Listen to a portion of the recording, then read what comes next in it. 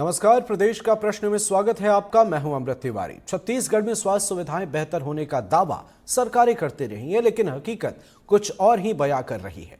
दुर्ग जिला मुख्यालय से महज 25 किलोमीटर दूर उतई के ग्राम चिकित्सालय पर 3 लाख की आबादी की निर्भरता है, लेकिन अस्पताल में न तो पर्याप्त संख्या में डॉक्टर्स हैं और न ही मरीजों को मूलभूत सुविधाएं मिल रही हैं। देखिए एनडीटीवी की खास रिपोर्ट।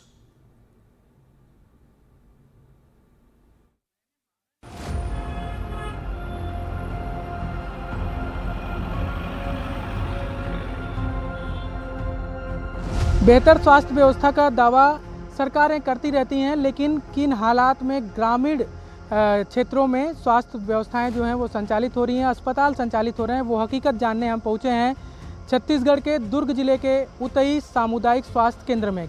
यहाँ की तस्वीरें क्या हैं, हकीकत क्या है, यही जानने की कोशिश हम करेंगे।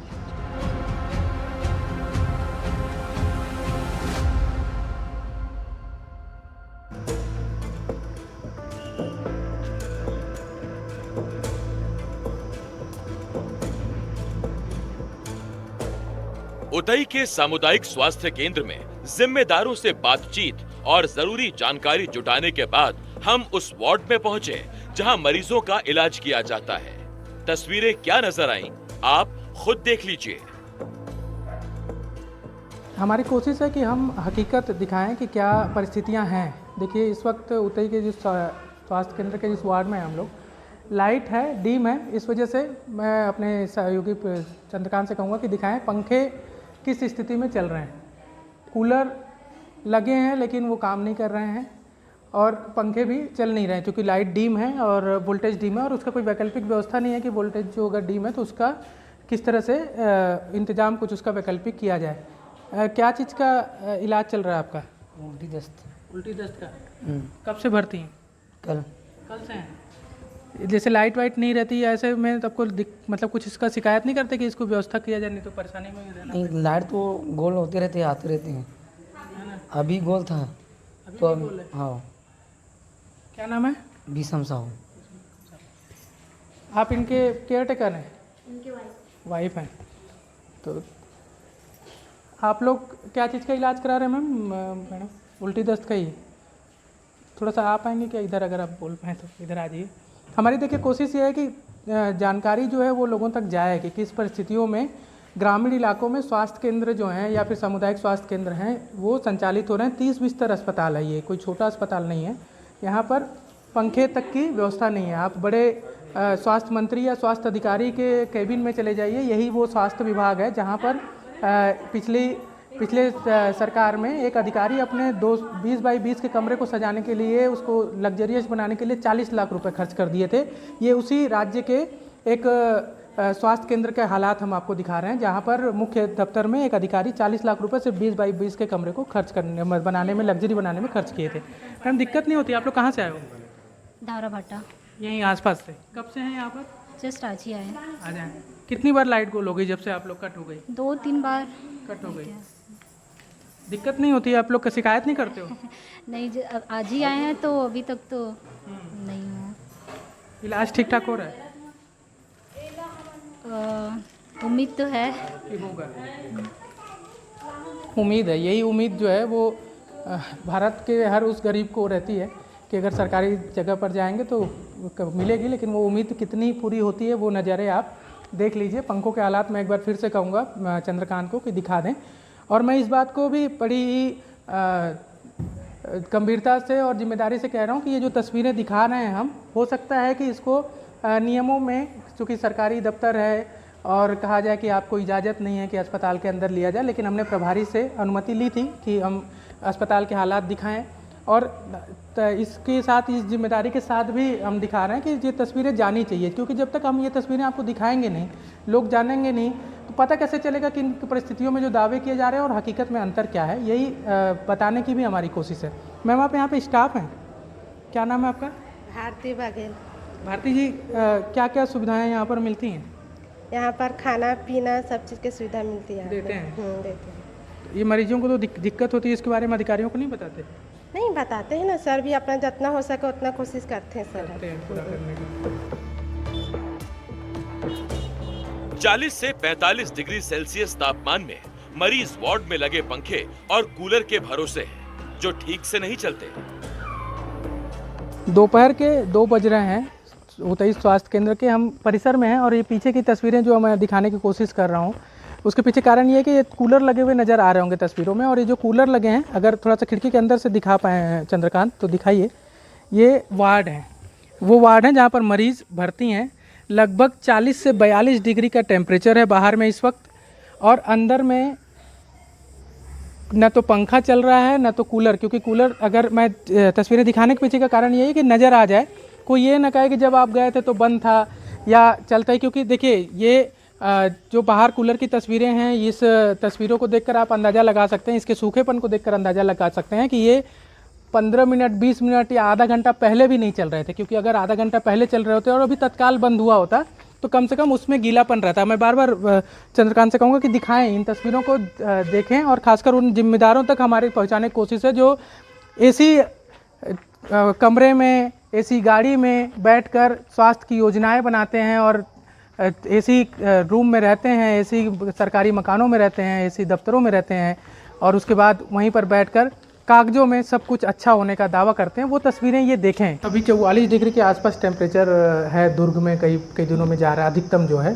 40 से 44 के बीच में बना हुआ है। उस बीच में कूलर ना होना, मैं देखा कई जगह दिक्कतें हैं। तो मरीजों को जो दिक्कतें होती होंगी या आप लोग को खुद को भी दिक्कतें होती होंगी बैठने में, तो उसको कैसे मैनेज करें? जैसे कूलर तो अभी पर्याप्त मात्रा में है, तो कूलर नहीं रहा, लेकिन मतलब हाँ कुछ ख़राब है तो उसको मेरी नॉलेज में है। जैसे आज ही मेरे को पता चला कि कूलर ख़राब है तो मैंने उसको रिपेयर के लिए बोला, लेकिन देखते हैं, कोशिश तो कर रहे हैं हम कि अपने तरफ से जितना चला सकें चलाते हैं हम लोग।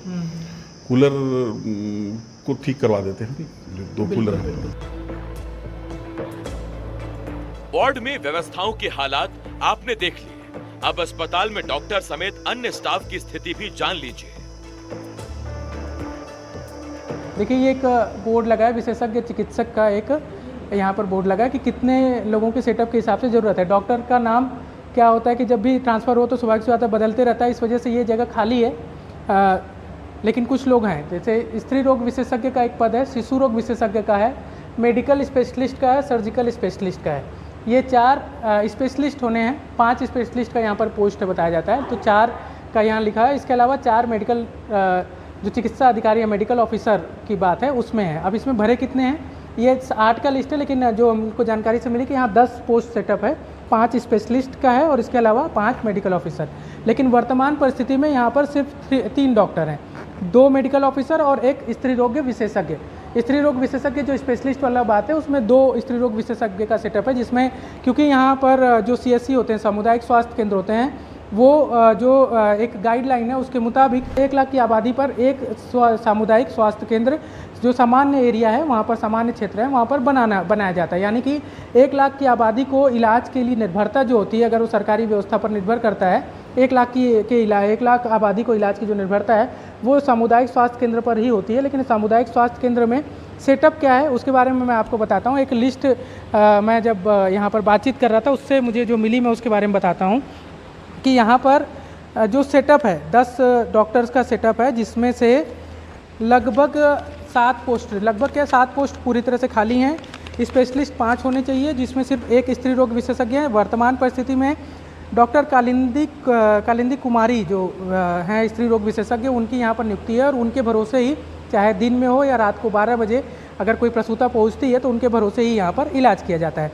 इसके अलावा ममता गेंद्रे हैं जो मेडिकल ऑफिसर हैं और डॉक्टर नरेंद्र गोलन हैं जो कि मेडिकल ऑफिसर के साथ साथ यहाँ के प्रभारी भी हैं। इन 2 मेडिकल ऑफिसर के भरोसे लगभग, जैसे आज की जिस समय हम ये शूट कर रहे हैं, आज की तारीख की अगर बात करें तो यहाँ पे लगभग 170 OPD केसेस आए थे, जिनको देखने के लिए सिर्फ 1 मेडिकल ऑफिसर थे, क्योंकि ड्यूटी चेंज होती रहती है, एक आते हैं दूसरे जाते हैं, तो एक मौके पर एक ही होते हैं, कुल 3 स्टाफ है।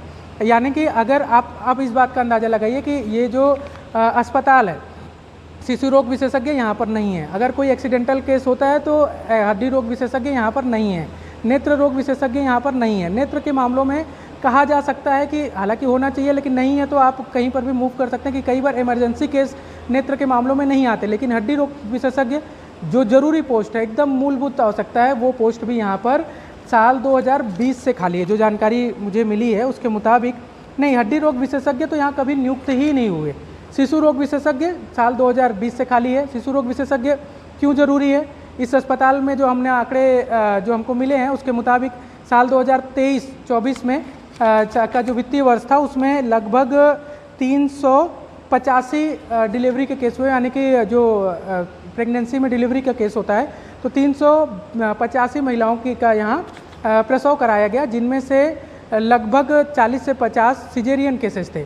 इसके अलावा 2000 वित्तीय वर्ष 2024-25 के एग्जैक्ट आंकड़े अस्पताल प्रबंधन के पास नहीं है, लेकिन जो अनुमानित आंकड़े हैं उसके मुताबिक लगभग 300 से ज़्यादा डिलीवरी जो प्रसव है वो यहाँ पर कराए गए, और उसमें से 56 के आसपास केस ऐसे हैं जो कि सिजेरियन थे। तो किसी भी जो जहाँ पर स्वास्थ्य केंद्र है, सामुदायिक स्वास्थ्य केंद्र है, जहाँ डिलीवरी या प्रसव कराया जाता है, वहाँ पर शिशु रोग विशेषज्ञ का होना भी इसलिए ज़रूरी है क्योंकि कई बार कई केसेस ऐसे होते हैं कि डिलीवरी तो नॉर्मल हो जाती है, या सिजेरियन केस में भी डिलीवरी ऐसी हो जाती है जिसमें माँ को कोई तकलीफ नहीं है लेकिन बच्चे को तकलीफ हो जाती है। कई बार गंभीर पीलिया की बीमारी होती है या कुछ अन्य बीमारी, उसका जांच करना होता है। उसका कौन जांच करेगा, उसका कौन उसकी देखभाल करेगा, इलाज के लिए कौन जिम्मेदार होगा? शिशु रोग विशेषज्ञ। लेकिन आप अनुमान लगाइए कि किस भरोसे, मतलब कहा जाता है ना कि भगवान भरोसे चीज़ें चलती हैं, तो ये अस्पताल के जो हालात हैं, मैं एक बार तस्वीरों के साथ साथ दिखाने की कोशिश करूँगा कि अस्पताल के जो हालात हैं वो भगवान भरोसे ही एक तरह से चल रहे हैं, क्योंकि शिशु रोग विशेषज्ञ यहाँ पर नहीं है।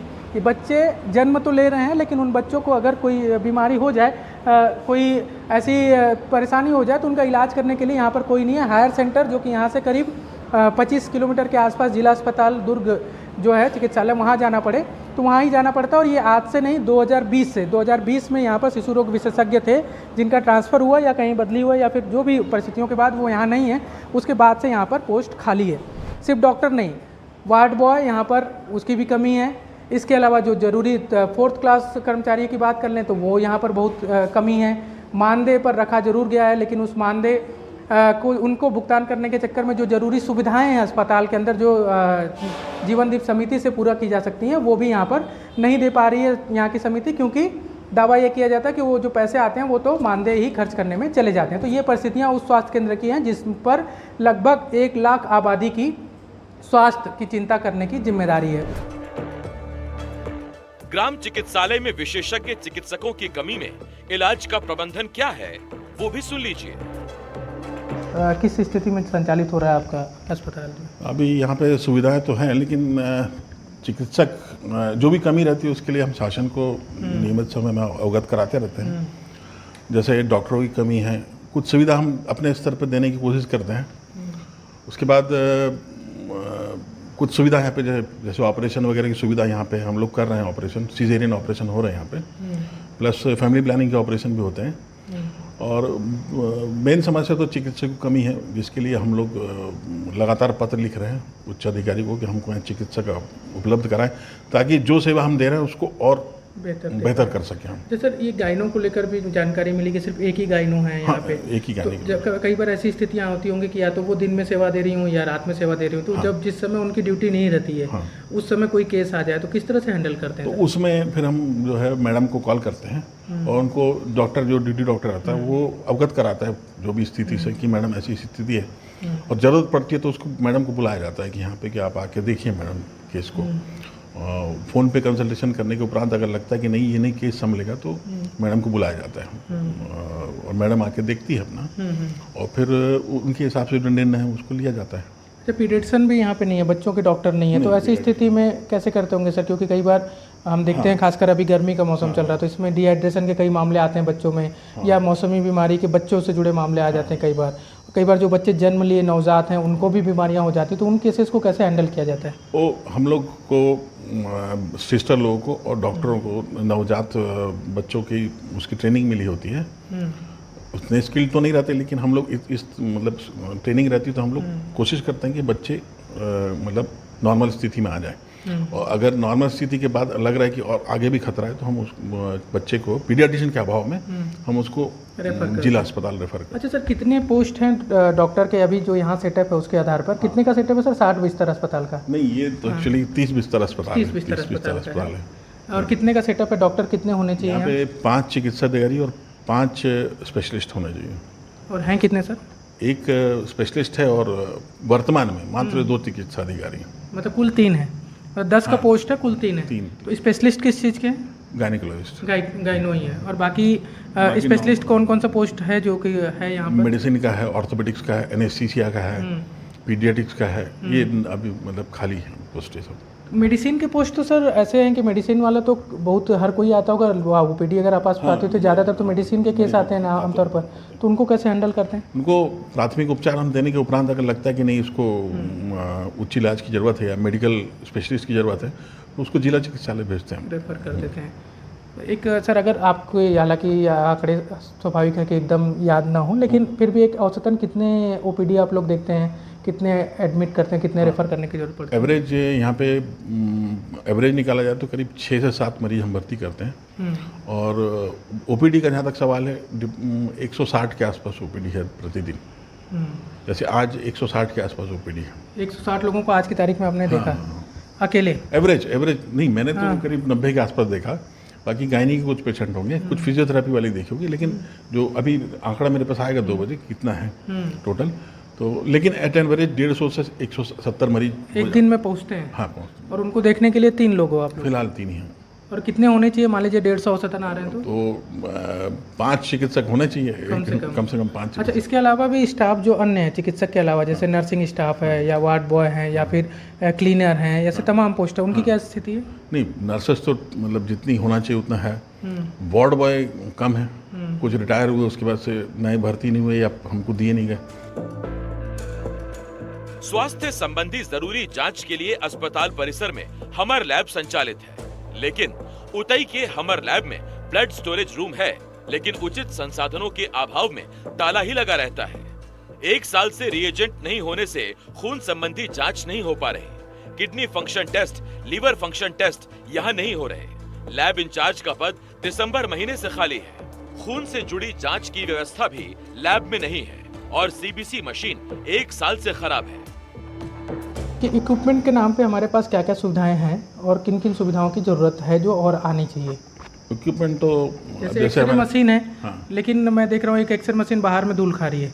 वो पुरानी मशीन है, वो पुरानी मशीन तो है उसको और इसके अलावा और भी जैसे कई सारी मशीनें होती हैं। हाँ, तो है अभी सीबीसी मशीन की जरूरत है हमारे को, जो पुरानी सीबीसी मशीन वो खराब पड़ी है, तो सीबीसी की जांच नहीं हो पा रही। कुछ रिएजेंट जैसे kidney liver function test, kidney function, ये अभी स्थगित है, जांच अभी नहीं हो पा रही रिएजेंट के अभाव में। रिएजेंट हमको जब मिलेगा तो हम लोग शुरू करेंगे। रिएजेंट की समस्या तो पूरे प्रदेश में देखने को मिल रही है। सर, कब से अपने यहाँ रिएजेंट की दिक्कत है? रिएजेंट की दिक्कत तो लगभग 1 साल से।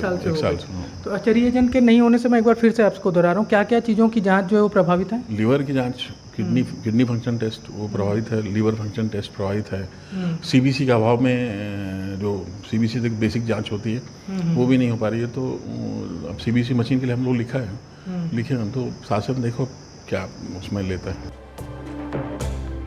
अस्पताल में व्यवस्था का आलम यह है कि मरीज को अगर एक्सरे करवाना है तो उसकी फिल्म उसे खुद ही लानी होगी। एक्सरे विभाग का एक कक्ष है, उसकी तस्वीरें आप देख लीजिए। अभी जब हम ये वीडियो शूट कर रहे हैं तो दोपहर के करीब 1:45 बजे के आसपास, 1:45 बजे हैं और यहाँ पर ताला लगा हुआ है। हालांकि कुछ देर पहले भी जब हम आए थे तो भी यहाँ पर बाहर के दरवाजे पे ताला नहीं था, लेकिन अंदर में बंद ही था, यही स्थिति में थी।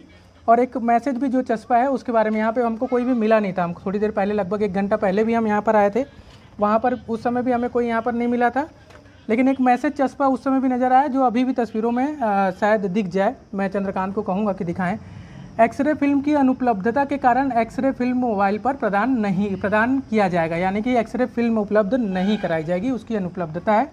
एक मशीन भी है जो धूल खाती हुई रखी हुई है। जब इसके बारे में हमने पूछा तो ये पुरानी एक्सरे मशीन है, क्योंकि कुछ नई मशीन अंदर आ गई है तो उसको पुरानी के लिए जगह नहीं बचा, तो बाहर ही इसी तरह से धूल खाती छोड़ दी गई है। अब बड़ा सवाल ये है कि एक्सरे की जो फिल्म है वो क्यों नहीं मरीजों को उपलब्ध कराई जा रही है, अगर उनका एक्सरे कराया जा रहा है। तो इसके पीछे जो कारण हमें पता चला वो ये है कि सरकार द्वारा एक्सरे फिल्म जो है वो उपलब्ध नहीं कराई जाती अस्पतालों को या सामुदायिक केंद्रों में।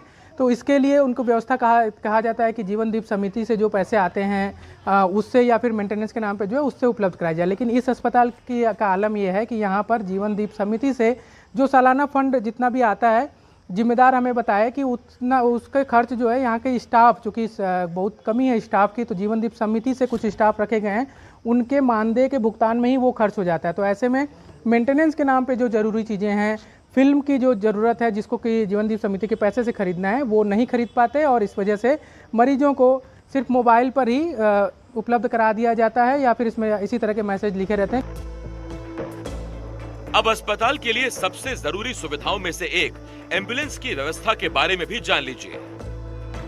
1 लाख आबादी की निर्भरता के लिए जो ये अस्पताल बनाया गया है, सामुदायिक स्वास्थ्य केंद्र 30 बिस्तर का अस्पताल, वहाँ अस्पताल प्रबंधन की ओर से संचालित होने वाली कोई भी एम्बुलेंस नहीं है, यानी कि अस्पताल के पास कोई एम्बुलेंस नहीं है। अगर गंभीर अवस्था में किसी मरीज को रेफ़र करना पड़े तो फिर उसकी जो निर्भरता होती है वो 108 जो कि सरकार द्वारा व्यवस्थित है, लेकिन संचालन जो है वो एक निजी एजेंसी द्वारा किया जाता है, उस पर निर्भरता होती है और इसका भी एक प्रक्रिया है। इसमें अगर ये एम्बुलेंस यहाँ ज़रूर खड़ी है, लेकिन अगर यहीं के किसी मरीज़ को रेफ़र करना हो तो पहले उसको 108 नंबर डायल करना पड़ेगा, वहाँ पूरी डिटेल नोट करानी पड़ेगी और उसके बाद ये देखा जाएगा कि 108 का जो है वो लोकेशन आसपास इसके यहाँ पर ये दिख रहा है, खड़ी ज़रूर लेकिन दिखा रहा है या नहीं, उसके बाद वो कॉल करेंगे और फिर प्रक्रिया होगी, उसके बाद मिलेगा। यानी कि तत्काल व्यवस्था में अगर किसी को तुरंत रेफ़र करना हो बिना किसी प्रक्रिया की तो यहाँ कोई व्यवस्था नहीं है। लेकिन जो 108 एक खड़ी भी नज़र आ रही है उसकी भी तस्वीरें आप देख लीजिए।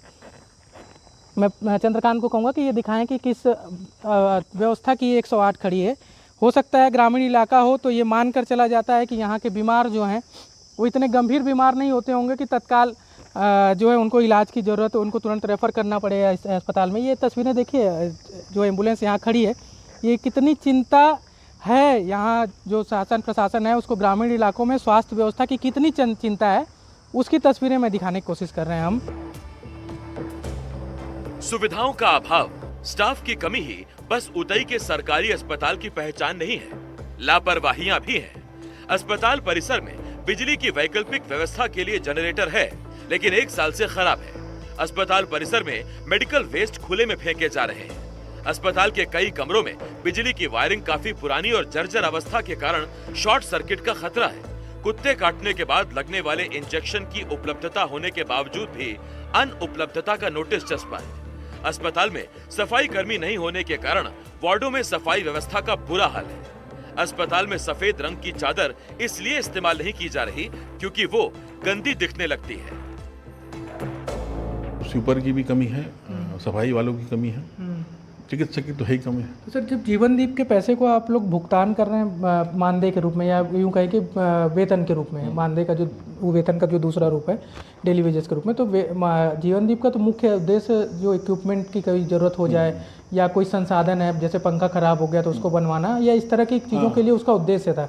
तो अगर उस पैसे को आप उसमें खर्च कर रहे हैं तो इन सब चीज़ों की ज़रूरतें कैसे पूरी हो रही हैं? क्योंकि मैं देख रहा हूँ कई जगह आपके अस्पताल में कूलर ख़राब नज़र आए हमें, कई जगह कुछ इक्विपमेंट भी ख़राब हैं। उस इंजेक्शन जो उसके हैं कुत्ते काटने के, उसको लेकर भी एक मैसेज में देख रहा था कि उपलब्धता नहीं है। एक्सरे का फिल्म आप लोग नहीं दे रहे हैं। एक समय में ये एंटी रेबीज वैक्सीन की उपलब्धता बहुत कम थी, अभी पर्याप्त मात्रा में है। अभी आज मैंने स्टॉक चेक करा, 75 है हमारे पास, 75 डोज है। तो और दूसरा ये जीवनदीप हम लोग शासन को अवगत कराते रहते हैं कि हमारे पास फंड की कमी है, तो शासन स्तर पे जो भी कार्रवाई होती है वो शासन उसको मतलब करते हैं आगे। बाकी जीवनदीप से जो हमको फंड मिलता है उससे कोशिश ये रहती है कि मतलब अस्पताल की जो बेसिक ज़रूरतें हैं, पानी, बिजली, ये सबको, या बिजली उपकरण, उसका मेंटेनेंस, इसके हम अभी भी जब हम बात कर रहे हैं तो सर आपके यहाँ बिजली आ रही है, जा रही है, लो है वोल्टेज, तो बिजली की कोई वैकल्पिक व्यवस्था अस्पताल में नहीं है? नहीं, जनरेटर है, जनरेटर की व्यवस्था है, लेकिन पिछले साल तूफान आया था तो जो इस अस्पताल की जो वायरिंग है बहुत पुरानी है एक्चुअली, मतलब ये करीब 20 साल पुराना अस्पताल है, तो उसको रिपेयर करने की कवायद चल रही है। और शासन स्तर पे भी हमने लिखा है, सबको लिखा है कि यहाँ की बिजली बहुत पुरानी, बिजली वायरिंग बहुत पुरानी है, तो उन्होंने बोला है कि करवाएंगे। मतलब सरकार कोई भी हो, दावा ये करती है कि बेहतर स्वास्थ्य सुविधाएं उसकी राज्य में जनता को उपलब्ध कराई जा रही हैं, लेकिन बेहतर स्वास्थ्य व्यवस्था के दावों की हकीकत क्या है, ये दुर्ग के उतई सामुदायिक केंद्र की तस्वीरों से नज़र आता है। अब देखने वाली बात ये होगी कि इन तस्वीरों को बदलने की कोशिश सही में की जाएगी या फिर कागजों में ही सब बेहतर बताकर वाहवाही लूटने का काम किया जाएगा। दुर्ग से अपने सहयोगी चंद्रकांत शर्मा के साथ नीलेश त्रिपाठी, NDTV।